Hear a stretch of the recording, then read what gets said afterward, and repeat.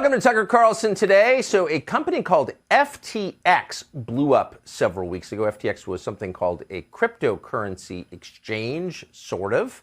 It was related in ways most people don't understand to the cryptocurrency business. It exploded in what apparently was the largest fraud in the history of money ever. Billions of dollars disappeared overnight. And in that collapse, it discredited, in the minds of many, the whole concept of cryptocurrency. And that would include Bitcoin. People are using that collapse. In fact, some of the people who should have prevented it, some of the regulators who should have been on top of it before the guy who ran it walked off with the money of lots of different investment funds, those people are using the collapse of FTX to further regulate the entire space of cryptocurrency. Is that a good idea? What exactly is going on here? What was FTX? What's the future of cryptocurrency and Bitcoin in particular? There's probably nobody better to talk this subject than Max Keiser, a financial journalist, author of the Book of Max, one of the earliest investors in Bitcoin, and to this day, what they call a Bitcoin maximalist. Max, thanks so much for coming on. Tucker, it's great to be here. And you're right, there's a lot of confusion now, Bitcoin and crypto and what happened with FTX. But in the case of Bitcoin, it's designed to be attacked.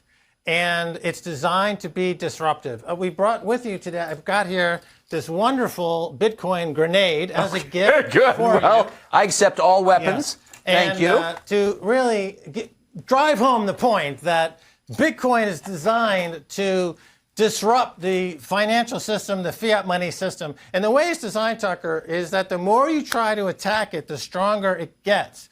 Because the way to attack it is to throw computational power at it, which enhances those to continue to mine it, which means that the hash rate, which is the underlying algorithm that gives it its power, gets stronger, which means it gets more secure, and therefore the price goes higher. So it's a unique piece of technology that people either love it or hate it. It's almost like a litmus test. If you're essentially a corrupt individual, you become more corrupt, like Sam Bankman-Fried. He was born a corrupt individual. Bitcoin made him more corrupt. If you're somebody who's more noble with intentions, like a Michael Saylor, it elevates you to greater heights of what was underlying a noble instinct. And Bitcoin has the power to do that. And so what we're seeing now is really another chapter in the history of Bitcoin where the traditional finance is imploding. The central banks are nervous. The central banks are having hearings. Christine Lagarde is quite upset because she says that Bitcoin is an escape hatch. And of course, she's right, because you're escaping the central bank system, the fiat money system, with money that allows people to have unconfiscatable property that's completely outside of the current system. And that scares people. If you have a population owning unconfiscatable property that cannot be assailed by any authority, it's completely decentralized. And that's why it's causing the shockwaves around the world. Well, they've always hated it for that reason. Yes. That is the promise of Bitcoin. You work, you buy something that you actually own that's not subject to the whims of whatever political system you live under. And that's a very appealing idea, I think, to people who watch our systems in collapse, which they are now collapsing. But explain, if you would, in a way that viewers can understand, non-specialists, the difference between what Sam Bankman-Fried was doing, he was in the crypto space, he said, and what you're talking about, which is also in the minds of most in the crypto space. How are they different?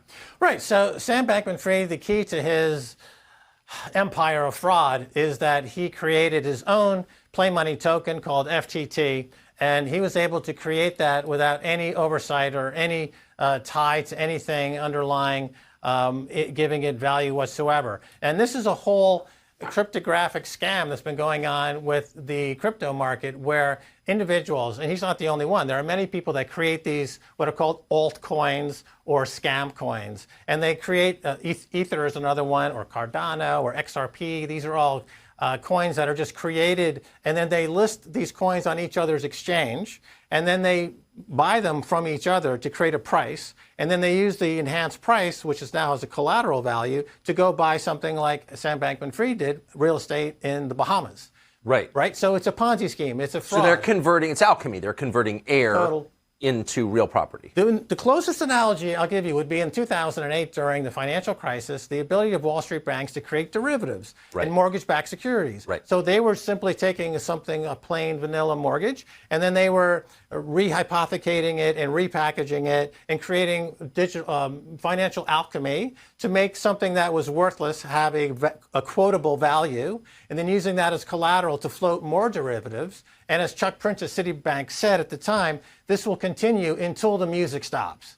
Well, guess what? The music stopped, and the whole house of cards collapsed, and the central bank, who was really responsible for the whole thing by making money so cheap to fund the scam, came in and made money even cheaper. So instead of there being any accountability, instead of there people going to jail, like William K. Black during the 1970s S&L crisis sent 1,000 bankers to jail. And what they did in America was, instead of making that particular type of fraud illegal, they simply changed the laws to make it so that it was never going to be prosecuted again. And it opened the door in the 1980s for all kinds of other scams, which then led to the 2008 crisis and the current crisis we have today. We have laws in the books, Tucker, but we don't have anyone enforcing those laws. And implied in the Sam Bankman-Fried crisis scam is none other than Gary Gensler over at the SEC, who should have been calling time on this a long ago, but we find out that he's actually involved and that there's some what I would call collusion. And the problem is, in America, you have a country that's ruled by a kleptocracy. Every institution in America is tied to Wall Street in some way. They've all been financialized. They all use cheap money. They're all cross-collateralizing each other's assets. They're all using that money to buy real assets, and they're all undermining the economy in fundamental ways, which lead to inflation, which lead to unemployment, which lead to all kinds of dysfunctions in the economy, in our medical system, in all across the institutions. It all goes back to essentially the deregulation that happened 40 years ago, which led to the financialization and the over-indebtedness, the over-leveraging of the economy. And now in 2022, since interest rates are going up, that's the end of the mirage, that the bubble has been popped. And if the FTX scandal and the Sam Bankman-Fried scandal was like the last dregs of a 40-year bacchanal in cheap money, no regulation, and crooked bankers. I have no background in any of the areas you're describing, but just as a watcher of what's happened over that period, I sense everything you say is true. You worked within that system for a while. Give us a quick summary so I of your started background. in the 1982 on Wall Street as a stockbroker. I worked there for 8 years. I worked at Payne Weber. I worked at Oppenheimer. I worked at Shearson Lehman Hutton. I worked at Alex Brown and Company. And so I had a front row seat during a period in financial history in America where a lot of innovation, so-called, was brought to fore because of the appearance in the 70s, late 70s, of the discount brokers. So what happened is for Wall Street to compete with the discounts like the Charles Schwabs and others, they went on a spree of inventing products. And they went and they created, for example, Mike Milken and junk bonds. That was a way to grab back some revenue from, they were losing it to the discounters. So they created the leveraged buyout, became huge. And in America, you had the corporate raiders who came in, Carl Icahn and others who went to Mike Milken, and they borrowed tons of money and they bought assets and then they stripped those assets. And so Wall Street was let loose in effect. And Alan Greenspan at the time at the Fed was saying, well, you know, my job is not really price stability anymore. My job is to service Wall Street. Anytime they get in trouble, I'm going to make interest rates cheaper, and I'm going to bail out Wall Street. That was the new mandate for the Fed, and they call it the Greenspan put. And they loved him for it. I remember it very well. But why do you think Greenspan, who was smart, who's still alive, by the way, who is smart, why do you think he did that? Well, later on in retirement, he said publicly that he regrets now, and he looks back, and he said he was wrong, that the idea of simply throwing the keys of the castle to Wall Street, letting them do whatever they wanted to do was incorrect. But at the time, remember, Alan Greenspan was doing ads for Apple Computer, and he was a media figure. Yes. And so he was very egocentrically driven to have the attention drawn to him. He was not like Paul Volcker, who preceded him, who took rates up to 16 to 17% to wipe out the inflation that was the result of the Vietnam War and all the profligate spending in the U.S. So he became a celebrity. And this was the first time really you had financiers become celebrities. flash forward to Ben Bernanke and Hank Paulson and the financial crisis, where they're on the cover of Time magazine as saving the world and the 2008 crisis with Timothy Geithner was atrocious chapter in American financial history, where laws were broken and rewritten on the fly, where Hank Paulson put a gun to Congress' head and said, give us $780 billion right now, or we're going to crash the market. And the next day, the markets did start to crash, and then Congress said, oh, sorry, yeah, we'll give you your money. So they hold the Congress hostage because they can manipulate prices. It's very, very easy. My experience on Wall Street, I can tell you, and having invented a technology, the virtual specialist technology, which is patent number 5950176, it's a way to make virtual markets. And I can tell you, and it was bought by Cantor Fitzgerald in 2001. And I can tell you technologically how to manipulate markets using algorithms quite easily to create the prices you want. The markets today, Tucker, are not the result of buyers and sellers coming together and creating a market price. That's what we imagine. It's the result of, let's say, a Goldman Sachs saying, we want the price to be X, so we're going to fill the trades in to get to X. So they determine the prices in advance that they want to see. Well, that's not a real market. No, it's a command and control system. It's central planning. It's not capitalism at all. Don't blame capitalism for the ills of the American economy, because we don't live in a capitalist society. We live in a command and control society where the fundamental element of the economy, money, the price of that money is set by the Central Committee, the Politburo, known as the FOMC. That's not a market-driven economy.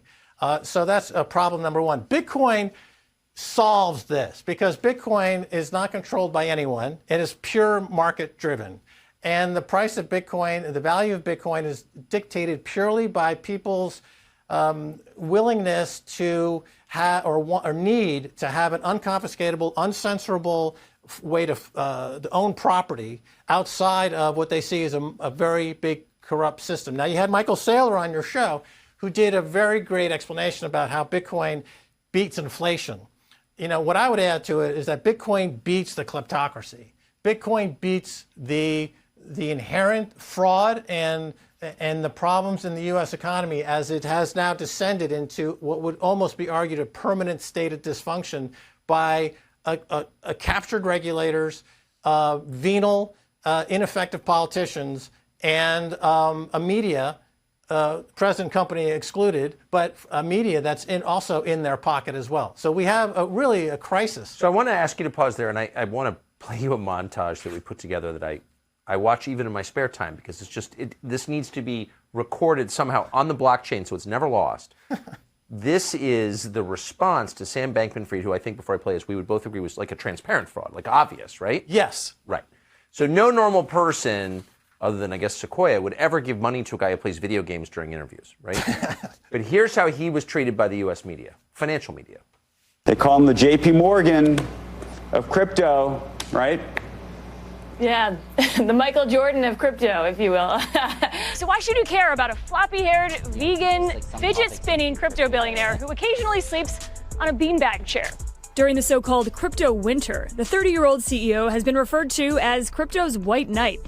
J.P. Morgan of this generation, Sam Bankman-Fried's FTX. Is he the Jay Gould of our era, or is he the J.P. Morgan of our era? I think it's yet to be determined. Yet to be determined. Is he Vanderbilt? He could be. Is he Harriman? Possibly. Is he the Credit Mobilier scandal? Is he Carnegie? If he gives a lot of libraries, he is. We spend all our time in my world making fun of the political press because it's so inept and partisan. But the financial press, which you've dealt with your whole life, I mean, what is that? It's the worst. The financial press is much worse. That's so sad. And not only that, but it's openly telegraphing to the financial community the frauds that they're conducting, how the frauds are doing, and how you can participate in those frauds. Like the Financial Times is essentially a Bible on committing financial fraud. The Wall Street Journal is essentially the playbook on how to commit financial fraud. The typical financial media at CNBC really talk about fraud. There's nothing inherently with any integrity whatsoever in these financial markets. But to your point, with the coverage of Sam Bankman-Fried, here you have a situation where this is, by the way, Sam, his company FTX was launched the same day as Biden launched his presidential campaign. I don't know if you know that, but it was a bit of a coincidence there. So I didn't know that, and so that would have been late 2019 at some point. So it's now 2022. So in 3 years, he made billions of dollars. How do you do that? Well, you do it by, as I explained a little bit earlier. So let's dig into this. After Bitcoin was created, a lot of people decided that they could come up with digital currencies that were going to be that could be used as scams. Essentially, it was very easy to create play money, and I did this myself, as I mentioned, in the 1990s when I did the Hollywood Stock Exchange. I created a virtual currency as part of that game, so I know this market very, very well, and so I can tell you intimately, in detail, from a technological point of view, the ins and outs of these frauds that are being perpetrated. And these tokens that are being created in the trillions, they have their purpose is solely to be picked up by this cartel, if you will, of VCs out in California. Sequoia, you mentioned, is part of it, and others who are involved in a collusion in racketeering. This is the thing about it, Tucker, is that they're involved in a clear-cut case of criminal enterprise. It's a criminal enterprise. It's a racket. They need to be going after with RICO. The Andreessen Horowitz, Sam Bankman-Fried, Sequoia, BlackRock, they're involved in a criminal enterprise and a racket by boosting the price of worthless tokens on each other's exchanges and then using that token as collateral to fund things like, oh, the war machine in Ukraine. Oh, Joe Biden's re-election campaign. Oh, the midterms, which we now know was highly influenced by money that was manufactured out of thin air. They can't get the money from Congress. They can't get the money from their donors. So they created this entity called FTX, which is a huge slush fund. Essentially, it's a slush fund disguised as a crypto exchange, which is managed by somebody. The way I see Sam Bankman-Fried, he's kind of a cross between Bernie Madoff and Charles Manson. Right? Because he's got his little cadre of drug-addled sex maniacs in the Bahamas, and he's perpetrating the biggest Ponzi scheme in history. So imagine that, the mix of Charles Manson and Bernie Madoff, and you end up with this freaky, fuzzy-haired, larcenistic criminal who's down there perpetrating the biggest fraud in history, and they're the Democrats are like, yeah, I'll take your money because we're morally in need. It doesn't matter if the money is stolen. Our moral agenda means that we can take stolen money because that's the way we are. We need to fight over there in Ukraine. We need to make all the, the moral turpitude of the Democrats is insanely over the top. So, but they've run out of money. So they had to resort to this, essentially this racket. And the racket, you can go back and you can trace the origins of it to the past few decades where we've had very similar instances of financial fraud and abuse. The 2008 crisis I mentioned, the S&L crisis, long-term capital management, if you remember that, the late 90s, they were engaged in a massive scheme, really, Ponzi scheme that blew up, and they were bailed out by the Fed. The hope is always that the Fed will bail you out. The hope is always that the financiers will bail you out, that there will be no accountability. And the question is, well, why wouldn't they have that assumption? Because when in the last 40 years have these financiers not gotten bailed out? When has any of them gone to jail? Okay, Bernie Madoff, he went to jail. But we're talking about literally thousands of people who, if they were properly prosecuted, would be in jail, as William K. Black did in the early 1980s against the S&L crisis. It might be before your time, but remember the Keating Five, Charles Keating. Yes, of course. All those people were engaged in the essentially mismarketing certificates of deposits at savings banks and then using that as collateral to go buy yachts and property. And it was a very similar scam, but a rudimentary version of it. So all we've seen in the last 40 years is they're getting worse and worse. The remedy for the 2008 crisis was not to try to put the bad guys in jail. What Bernanke did was they gave them a credit card 10 times bigger and said, just do the exact same thing. Obama, same thing. They said, we're not going to put you in jail. Obama said, don't focus on the past. Don't focus on the past. We're going to look to the future. So we're going to give the guys who committed these crimes 10 times to 20 times the credit, and they're going to do exactly the same thing. Now, at that time, we said within 10 to 12 years, the exact same thing is going to happen, but 10 times worse, and that's where we're at today. We were off by 2 years. 14 years later, it's the global financial crisis part 2, and it's because of the exact same things happening all over again. I wrote, remember collateralized mortgage-backed securities? Very well, okay. Yes. There's a new product just this past week. It's called private equity-backed securities. So they're taking worthless private equity, they're wrapping it in a new I'm adding that to the list of things I'm not investing in. No, but they've already sold, $500 million to $1 billion of it. Because what is it? It's a private equity-backed note where they're taking the stubs from busted private equity deals that are completely illiquid.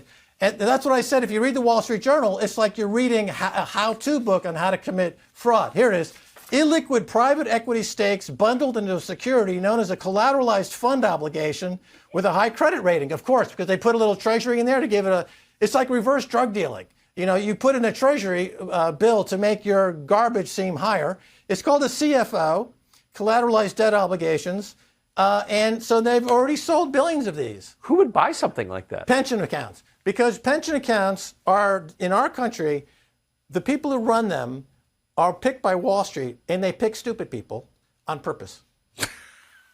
I'm now, when I was on Wall Street, this is truth. If I had a trade, let's say I had a trade that I made, and I had like a $500,000 or $1 million error on that trade. You stick it in the error account for the firm.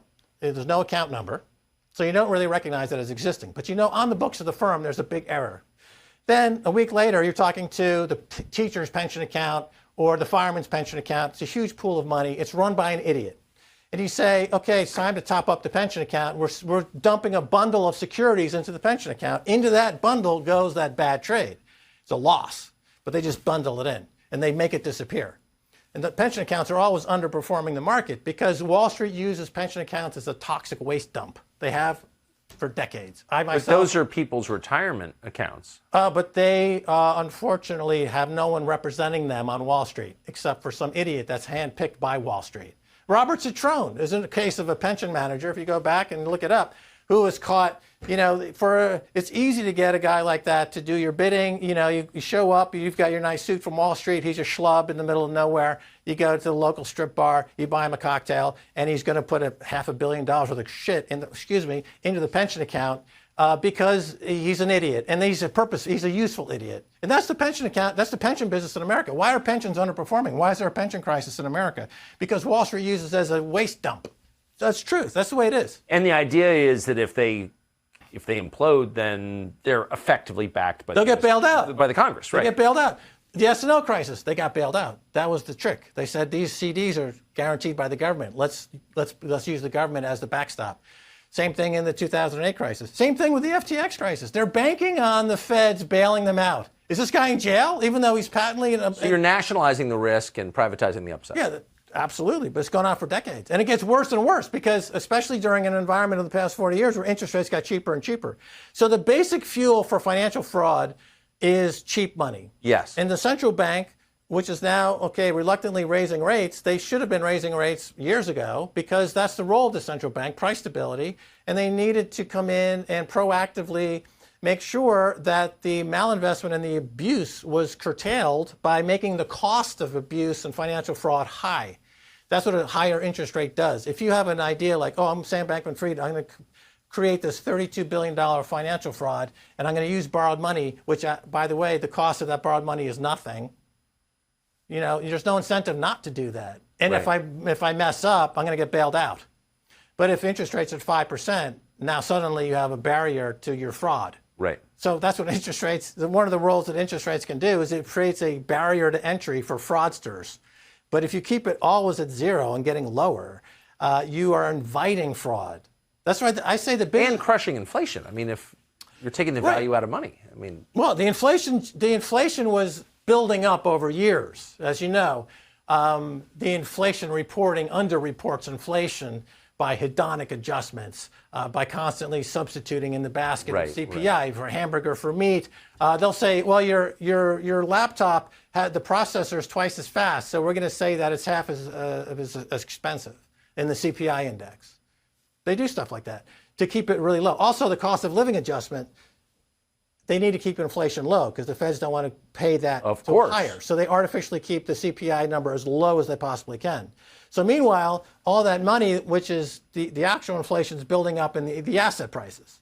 So the stock market, the real estate market, the the chateaus in Switzerland market, all those things are up 15, 20% a year because of all that money that's being printed. Until now in 2022, to be honest, it was when Russia invaded Ukraine that kind of called the time on this whole thing. They essentially said, you know what, we actually believe we are better at pricing oil than you guys. Yeah. You're pricing oil in Chicago and it's totally manipulated. And, since we're the producer, I think we'll price the oil from here on. And suddenly inflation went out of the roof because they took it out of the hands of the financiers. Right. And now the pricing power for commodities in the world are with the producers. That means the BRICS. That means Russia. That means China. That means Brazil. Right. So that's where America now is in a real conundrum, because how are they going to suddenly get out of this mess that they've created by lax financial oversight for 40 years? The Sam Bankman-Fried, as abhorrent and ridiculous as it is, he's actually just the tip of the iceberg. There is really, I always say that if you took fraud out of the American economy, there would be nothing left.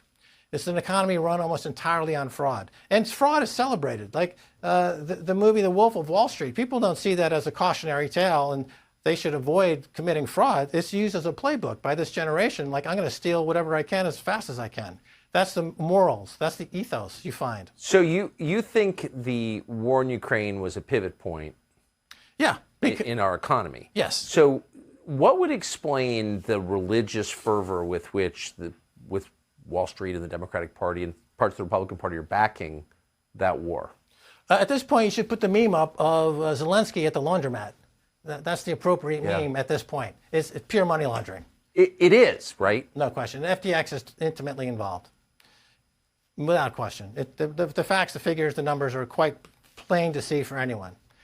They needed money to launder. Ukraine is where they launder it. Less than 30% of the weapons actually make it to the battlefield.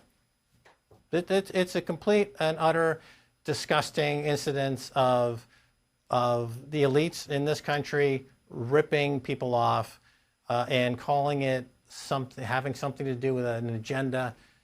It's propaganda. Okay, it's propaganda. Propaganda and money laundering, a kleptocracy. All these things are colliding, Tucker. And it's, on one hand, as somebody who's been in the industry for as long as I have, and as somebody who's almost like an aficionado of tracking all these various financial tricks and frauds over the years, because it's kind of interesting. It is, at the end of the day, kind of sad, because they are literally throwing the country under the bus at this point. I don't see how this is why El Salvador has become the beacon.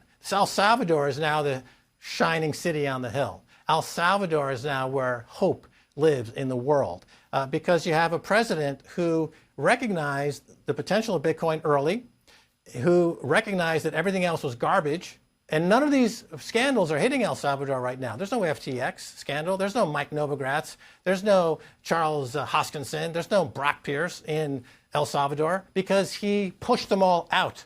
And now they formally created a Bitcoin office. They formally created new securities laws, which will open the way for volcano bonds. So they're going to escape the IMF by producing their own volcano bond financing mechanism, which I'm consulting on. What's a volcano bond? So you're tapping into geothermal energy to reward investors with a Bitcoin dividend via a bond offering, essentially is what it is. So it's a volcano-backed bond. And the proceeds are used to enhance their geothermal energy capacity because they have a lot of stranded energy. We already know it works because in Iceland, they developed a huge Bitcoin mining industry tapping into the Icelandic geothermal energy, of which they have a lot. Before, Iceland, with the way that they would export that energy is that they invited aluminum smelters to come, like Alcoa, and they smelt aluminum in Iceland using the very cheap geothermal energy. Yes. Then they export that aluminum. It takes enormous energy to smelt metal. Right. So that's a GDP boost for Iceland because they can't export the energy because energy degrades as you leave the source. But if you create an aluminum ingot, you can export it. You see what I'm saying? So they turn geothermal into aluminum. Here in El Salvador, they're turning geothermal into Bitcoin, the hardest money known to man in history, that gives financial freedom to all Salvadorans and anyone around the world, and unconfiscatable, immutable, uncensorable money. And President Bukele recognized that early. He's been tweeting about it since 2017, and he's got a full Bitcoin plate, a full agenda, which is in motion right now. So this is really happening. So El Salvador is really becoming a beacon of hope as the American dream dies. Because the coverage in the United States of Bukele in El Salvador in the last 6 months has been mocking. You went all in on Bitcoin, and look what happened to Bitcoin. It dropped. So your vantage is different. Well, let's dig into the numbers for a second. So since making Bitcoin legal tender, GDP is up 10%. That's 2.8 billion. So 560 million or so goes into the treasury. The paper loss of the Bitcoin is maybe 60 or 70 million. He's up $500 million on his Bitcoin if you do the full accounting. The numbers are startling. Now, I don't want to get lost in my cards here, but let's take a look at this, Tucker. GDP up 10.3%. In El Salvador. Tourism up 52%. That's directly related to Bitcoin. Employment up 7%. Exports up 17%. Internal revenue is up 37%. Not by raising taxes, but by shaming people to pay their taxes. The finance director goes on TV every Thursday and says, "Hey, you there, the grocery store chain owner, you didn't pay your taxes." And they're like, "Oh, you got me." It's really hilarious. They really do that? Yeah, it's like a game show. But if you didn't pay your taxes, you lose the game show. No, really? Yeah. Minister Zelaya, this guy is the top finance minister in the world. I love this guy. And he goes on TV every week and shames people, the big titans of industry who didn't pay their tax. And their tax collections are up 37%, right? Violent crime. Wait, without using guns or prison sentences, just by shaming people on TV. Right. And not raising taxes. I mean, imagine if you got people in America to pay their taxes. I mean, here's an argument that people say, well, the rich in America pay most of the taxes. And, that's true, but on reported taxes. Because once you get to a certain income plateau, you don't report. And banks advertise that service. They're like, okay, well, we won't go down that rabbit hole right here. But here's another interesting. But people are not really paying their taxes here is bottom line. Exactly. There's like $22 trillion in a floating pool of money that is managed by the 4 big accounting firms. The biggest accounting firms in the world manage a $22 trillion pool of capital that has never been taxed and will never get taxed. And that pool continues to grow. And it just kind of floats around. It floats around. In an untaxable From jurisdiction space. to that jurisdiction, through that loophole, through that. So the big 4 accounting firms are the biggest crooks. You know the names. You know who they are. The big 4. Yeah. They are the biggest financial crooks in the world, by far. And if you wanted to reform this whole system, you would start there. Those big 4 are where you would start. But let's look at violent crime, down 95% in El Salvador. 95%. They've gone from the murder capital of the world to the safest country in Latin America. I live there. I live in San Salvador with my wife, Stacy, and the absolute, it's like people after Victory in Europe Day, those scenes of people kissing in the street and being happy? That's the way Salvadorans are. They're like, we're free, we're on the street, we're at a party, we're surfing, we're at the museum. They're like literally having a street party 24/7 because they got rid of all the gangs that were incidentally exported from Los Angeles. MS-13 is from Los Angeles. No, that's real. Right? That's not domestically grown. That was Bill Clinton. Who let them all out of jail and sent them back to El Salvador. Okay, so, and then you have human rights organizations saying, well, these criminals, these MS-13 guys, they're not getting due process. Well, the fact is that the human rights of 7 million Salvadorans, I think, come first, number one. And number two, when you have an infestation of crime at that level, look at what countries do. In America, during the 1930s, you had organized crime. And what did America do? What did the feds do? They were like, you know what? We need a special police force to go in with special rights to deal with this extraordinary problem of the Chicago gang violence. That special force was called the Federal Bureau of Investigation. And you also had a guy named Elliot Ness, remember him? The Untouchables. Of course. And because it was so corrupt that they couldn't find a single person who wasn't corrupt. And it became a legend, the guy who couldn't be corrupted. So President Bukele is Elliot Ness. President Bukele is the guy who said, enough is enough. We are drawing the line in the sand, no more. And violent crime is down 95%. The numbers are there. And as a result, the criminals in El Salvador were extorting from the population of 7 million people at a GDP of 28 billion. They were extorting $6 billion a year in a $28 billion economy. So by getting rid of... Just hemorrhaging money. Just hemorrhaging money. $6 billion a year, 20% of GDP. So then by getting rid of the crime, right, you feel like a 20% tax cut or 20% tax abatement, or it's a gift. Yeah. So like the local pupusa seller, you know, they sell pupusas, which are the local cuisine. I don't know if you've tasted one in El Salvador, but there's 5,000 pupusa sellers in the country, mostly women. And I went to my local pupusa seller, and she said, I said, I didn't order extra cheese. She said, no, this is the way it is now because I have extra money, and I just hired somebody to work with me. So now multiply that times 7 million people. And you end up with a GDP up 10.3% in the last year. And it's probably going to be double digits again this year. By simply empowering people to work hard, keep their money, get rid of the gangs, and with Bitcoin added to the mix. This is another thing. If you have Bitcoin, you're giving people the ability to opt out of the system. Have the wealth that's unconfiscatable. It's their own wealth. Nobody can touch it. It's not like the bank where they routinely will, in the U.S., as you know, they will use the powers of the state to, when Julian Assange, for example, was trying to get funding, the state came in, or Visa or PayPal or MasterCard, they froze all those accounts. The U.S. Froze Russian assets and to the tune of billions, simply, or, you know, capriciously, one would say. But you're using the dollar as a weapon.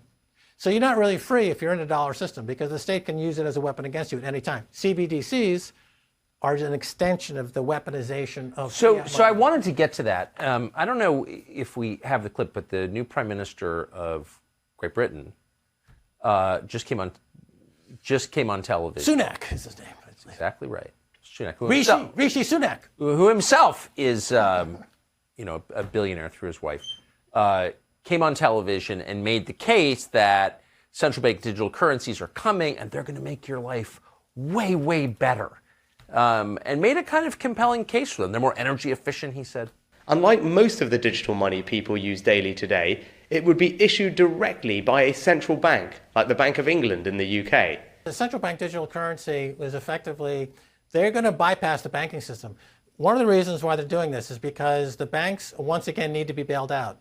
But the feds are going to let the banks swing in the wind, and they're going to go directly to consumer, and you're going to get your money directly from the central bank. So the big banks on Wall Street who are looking for a bailout this time, they're going to be surprised. They're going to be left to rot. They're not going to be bailed out this time. The Fed's going to say, you're out. We're going to go directly to consumer. Here's a CBDC. Now, the problem is, of course, that it's programmable money. It's centralized money. It's no different than fiat money. And the tricks that you can do with it are insanely and dystopian. For example, and we already know this is happening in China. They already have an version of this, social credit scores, et cetera. But, you know, for example, you know, you'll get your CBDC and it'll say it's good for until 2024, February of 2024. And then this money that you just earned, it expires. It expires. Why would they do that? Because they want you to spend it as quickly as possible and they don't want you to save your money. If you save money and you're a sovereign individual, you're dangerous to them. So they don't want anyone saving money. They want people to spend money, and they want people to spend money as fast as they can. So this CBDC, programmable money from the central bank, will have an expiration date, like a frequent flyer mile. Number two, it'll be tied through vast databases to your behavior. So if you're antisocial, according to them, then you will lose privileges. You know, passport could get canceled, or you are suddenly, you can't book a flight, or you're any number of ways to manage you socially. And they do that through through a central bank digital currency, which is tied to all the databases, and all the databases are connected. One of the interesting aspects of our modern life is that all the technological aspects of our life, the three primary drivers of technology are bandwidth, CPU, and storage, right? Bandwidth being the cost to send data, the storage or memory, and the CPU, the calculations, the processing unit. Yes. All three of those components are constantly crashing to the point of zero. The Moore's law and other technological laws that suggest that the cost of managing these vast databases gets cheaper and cheaper by magnitudes. Yes. Very high magnitudes. So the CBDC will be tied into essentially a database which will have an enormous amount of information about you. And it's very cheap to run this. And some bureaucrat, potentially in another country, on their app on their phone will be like, oh, Tucker Carlson, during the hurricane, you didn't take out your garbage. I'm going to have to cancel your passport. Bom, done. Then there's no accountability. There's no recourse for you because that would cause another demerit on your system. And So that's just, you're describing slavery. It is slavery. Humanity has fought against tyranny our entire existence on this planet as humanity. And there have been achievements for us to escape tyranny. In the United States, with the Constitution of the Bill of Rights, was a high watermark in having a tyranny-free life. But that has been undermined by essentially the central banks, who invited people like Sam Bankman-Fried and FTX to play in a playground called free money, no accountability, and these fraudulent tokens that are being used to launder excessively without any repercussions whatsoever. So why is Bitcoin, just circling back to the beginning, why by the way, I have a column in this month's Bitcoin magazine, the one with President Bukele in the cover. Yes. Now, on this page is my column. I have a regular column. Okay, now next month, he won't be on the cover, but I will still have a column. Okay? Now, this column... I believe that's a Winston Churchill quote. Yes. This column is entitled, Who is the Banana Republic Now, Bitch? Okay? So for your Fox listeners out there who might be a bit, taken aback by use of this profanity, all I can say is read the story first and save judgment until later. Well, so actually, I was going to ask you one question. I'm pivoting to another, which has been in my head. There you go.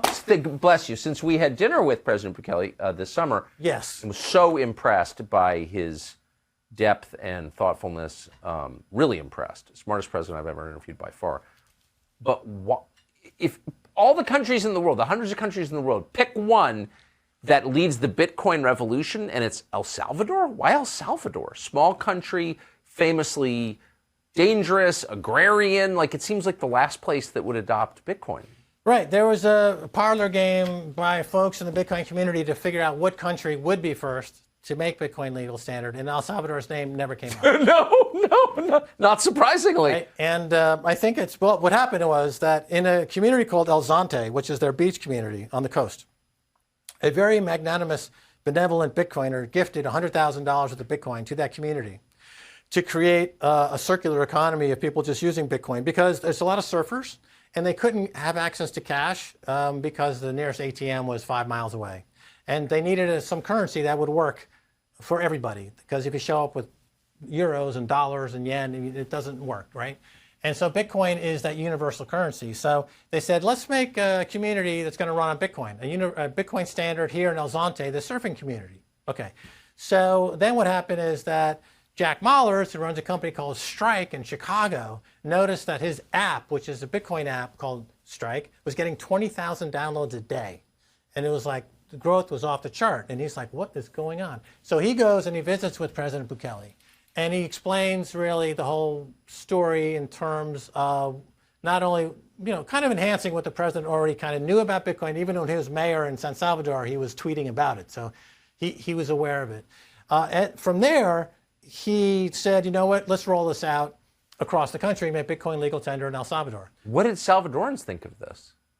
Well, at first, it's, of course, brand new. What are you talking about? This is a brand new thing. The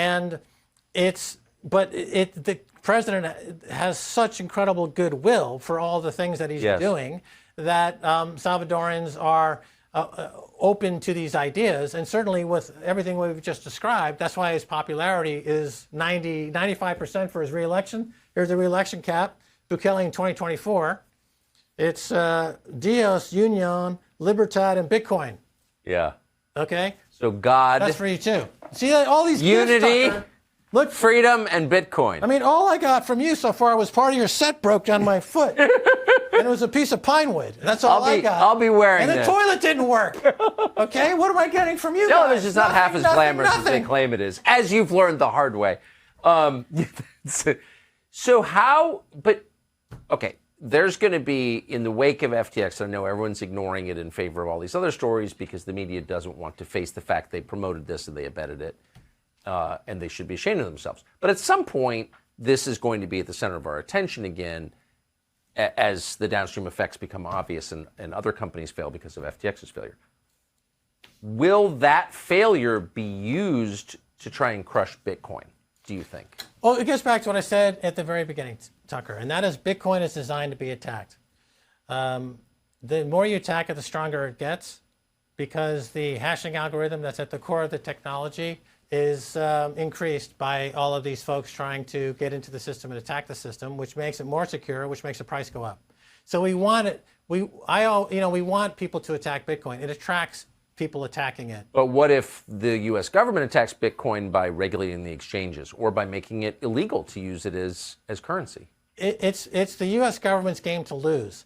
The U.S. government has a choice. Either they can make Bitcoin legal tender and start stacking Bitcoin like the president of El Salvador, who's had an enormous Bitcoin-related gift, and his economy is now the shining city on the hill, or they can try to regulate Bitcoin and attack Bitcoin and be left out of the 21st century financial revolution that is Bitcoin. There's going to be opposition to that. I want to play you a clip of Elizabeth Warren, who, as you know, was a Harvard professor, so she's way smarter than you, talking about Bitcoin. Yeah, okay. Here's Elizabeth Warren.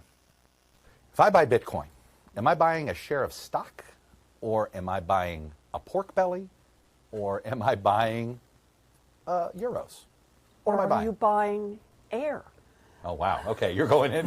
What is it? I'm going in. Yeah, what is it? Because that's the point, is that it's, you're buying something that other people believe either is going to go up in value, presumably that's why you're buying it, or think it's going to go down in value, which is presumably why someone else is selling it. But that's it. It's a bet on whether this thing, this ephemeral token, will become more valuable or less valuable.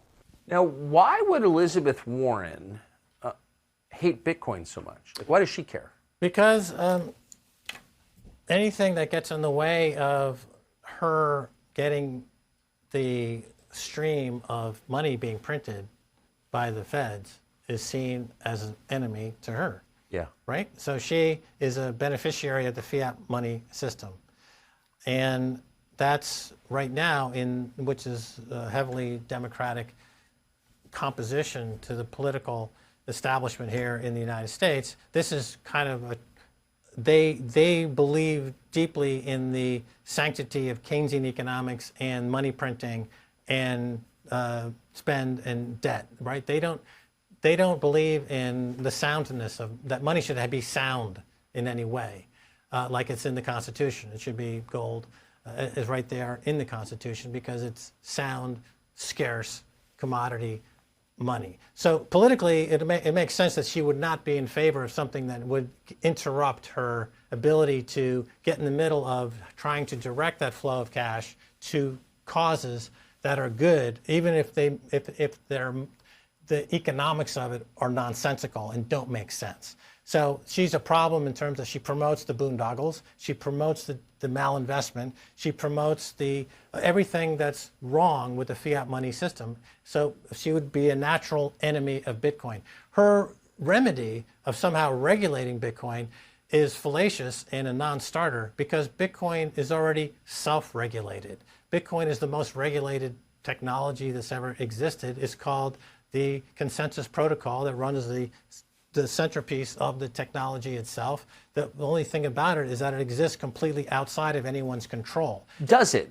So that's the question. Does it? Yes. And that to me is, as a non-finance person, but someone interested in the political economy and freedom, that was the promise always of Bitcoin. It exists outside the control of the worst people in the world. But then you saw the trucker strike in Canada last winter, and the Canadian government froze people's Bitcoin? No, the Bitcoin continued on as it normally does. But the on-ramps and the off-ramps and how to get access to Bitcoin and bank accounts associated with Bitcoin could be interrupted. And that's what happened. And so this is why, particularly during this FTX scandal, people that have money on these exchanges are taking them off the exchanges and putting them into self-custody. With like a Ledger cold storage wallet or a cold storage wallet. People have lots of money on these exchanges, and that's really, you don't want any money on those exchanges. You need to take personal delivery, if you will, of that money and keep it completely outside of anyone's control. How complicated is that? Well, like any technology, with each iteration, it gets simpler and simpler. So I work with a company called Swan Bitcoin, for example, and they have an app. And it's very, very easy. You know, when I started it back in 2011, it was very difficult to kind of manage Bitcoin. When it was $1 and it was on, you know, it was very difficult to manage. But now we're at a point in 2022 where the user interface of Bitcoin is now very easy. I mean, you can take your Bitcoin off an exchange and put it into a cold storage or put it into a safe place easily within, less than a minute. So it's very easy to do. You have to have people don't, it's not natural for people to think that they would want to have this Bitcoin completely under their self-custody because there's a lot of responsibility with that. People are grown up with the idea that banks are safe and institutions are safe and I don't need to worry about it. But we're at a point in history where you do need to worry about it, and banks are not safe. And if you have, and gold, by the way, is also highly problematic in this scenario because it's not easy to move around. It's centralized and it can be seized and easily seized. We already had that in the United States. Whereas Bitcoin, you cannot seize Bitcoin. It's unseizable. And if I have a 12-word seed phrase that I've memorized, I can literally go through the airport naked and go anywhere in the world and have access to any amount, billions of dollars in Bitcoin, and nobody can stop me from that. And if I'm not welcome in this country and I'm going to be harassed by Elizabeth Warren and she believes that she knows how to run an economy better than market forces, then I would, I'm living in El Salvador. So that's why I'm living in El Salvador. I don't live in this country. Oh. I live in El Salvador, which is the shining hill now. It's the hope. It's in El Salvador. Why are you even here? You're at the end of an island. There's nobody here. It's just you and a bunch of birds. Like you're all alone to escape the madness. Why don't you just leave and go to El Salvador and be a free man? Okay, so that's my last question, and I want to hear about this in some greater detail. So you're very American. You're from this country. You're from New York. Right. You were educated here. My family was here 300 years ago. Really? Yeah. We were in Philadelphia. We were one of the first publishers of the Continental Congress that made, I'm as American as apple pie and, baseball. Me too. But, enough is enough. I have a certain will and soul and need to be free. And if the Elizabeth Warrens of this world are going to lock me up in a digital CBDC prison, I'm saying I'm opting out. I'm taking my Bitcoin grenade, I'm putting it where the sun don't shine, and I'm saying adios, Elizabeth. I'm out of here. That's me. I'm out.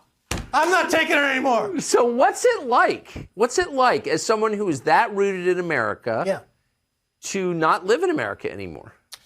It's easy. Is it really? It's easier than you would think.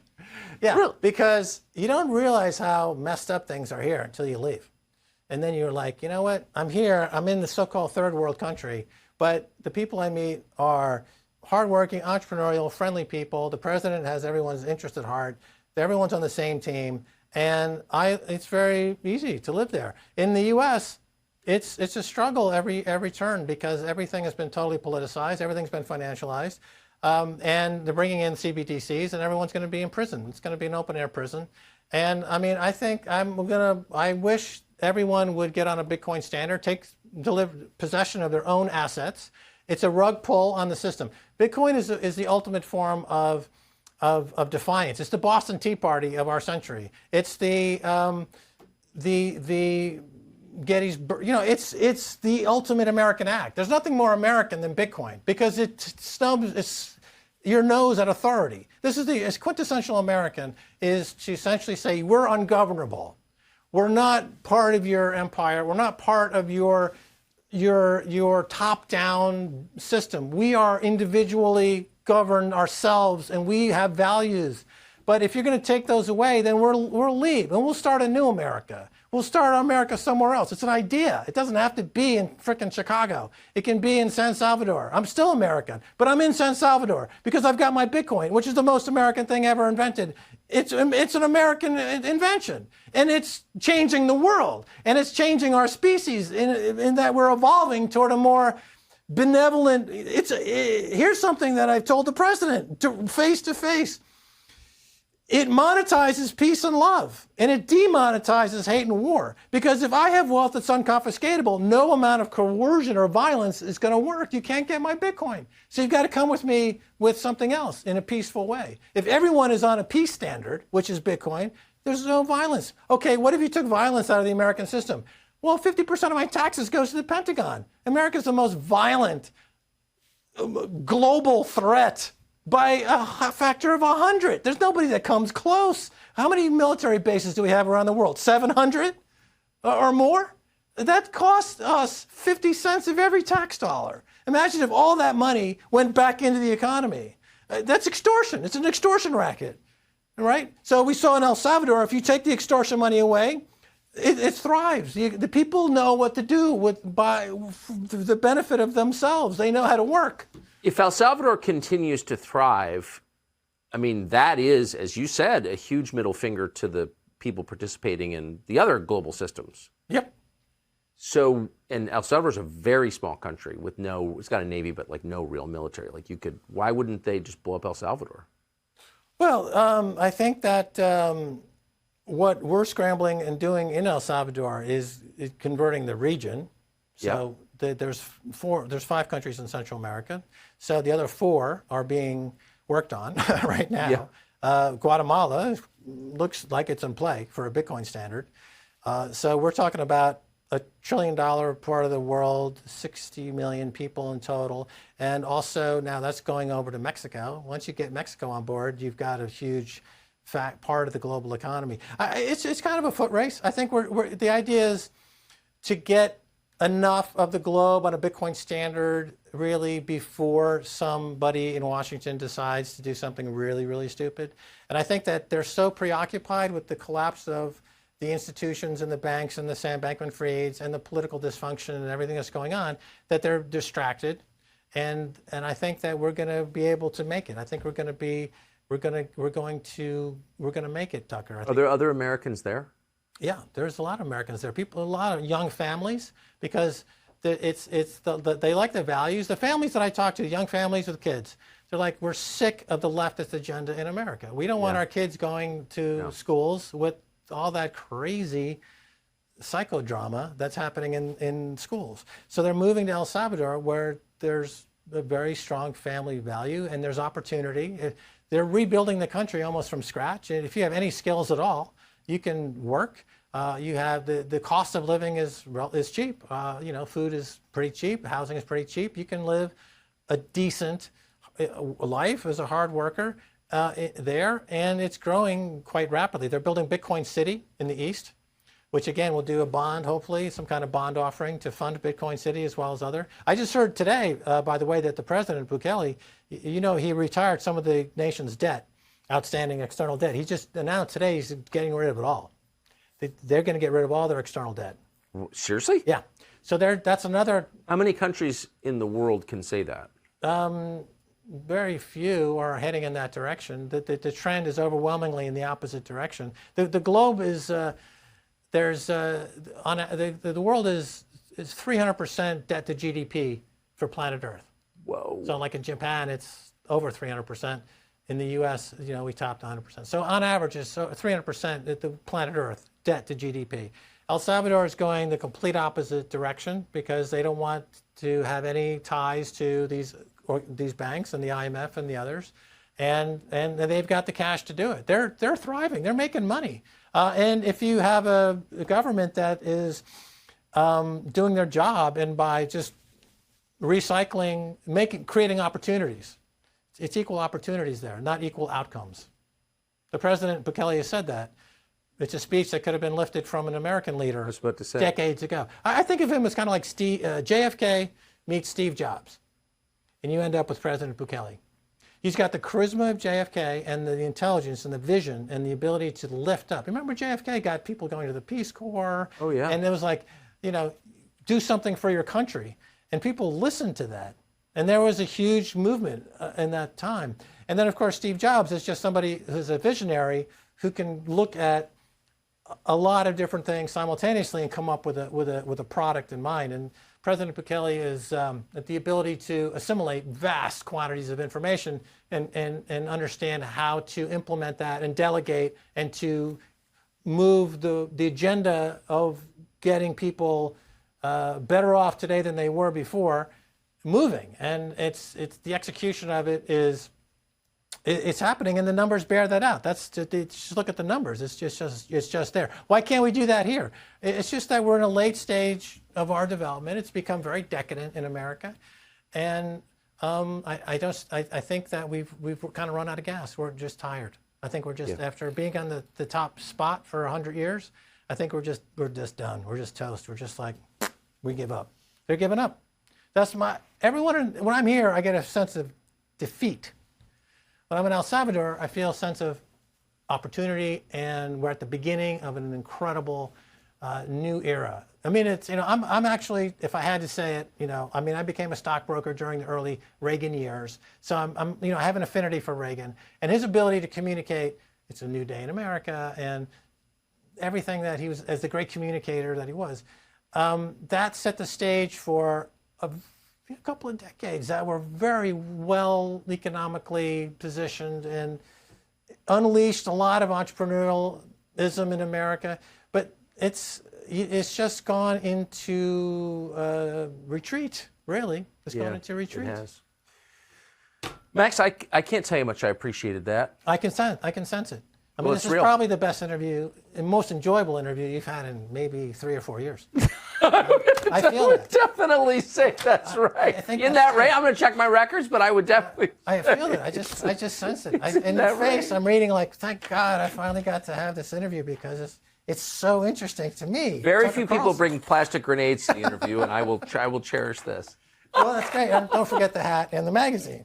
I love it. And plus, we were charged $6 at the toll from the bridge to get to your deserted Gilligan's Island studio on the edge of the universe, where nobody lives here. Okay, I pulled the pin, baby. I want that $6 back.